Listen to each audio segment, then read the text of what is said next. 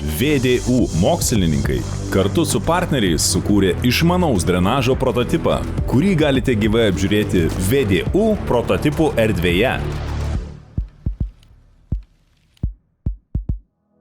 Beveik visas lauko drenažas Lietuvoje veikia sausinamuoju režimu.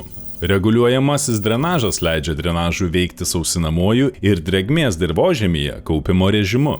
Taip reguliuojant drenažo nuotėkį galima prisitaikyti prie klimato kaitos ir ją sušvelninti. Tai užtikrina maisto medžiagų ir vandens išteklių tausų bei aplinkai draugišką naudojimą, apsaugo vandens telkinius nuo galimos taršos ir daro teigiamą poveikį ekosistemoms. Esant sausringiams laikotarpiams, sistema sumažina augalų stresą patiriamą dėl drėgmės trūkumo.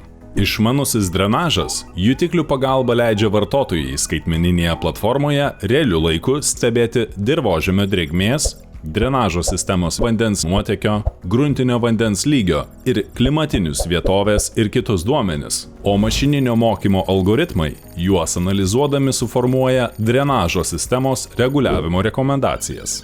Pastarieji duomenys leidžia vertinti drenažo sistemos reguliavimo priemonių efektyvumą, pateikia vartotojai aktualią informaciją ir sudaro galimybės, kompleksiškai įvertinus turimus rodiklius, priimti galutinį sprendimą vienu paspaudimu. Išmaniojo drenažo sistema gali būti įrengiama naujai statomose, rekonstruojamuose ar atnaujinamuose sausinimo sistemose. Užsienyje atlikti tyrimai rodo, kad galimas daugiametis vidutinis derliaus priedas yra 10%, o Lietuvoje investicijos į išmaniąją drenažo nuotėkio reguliavimo sistemą auginant žieminius kviečius atsiperka per 4 metus, o miežius per 8 metus.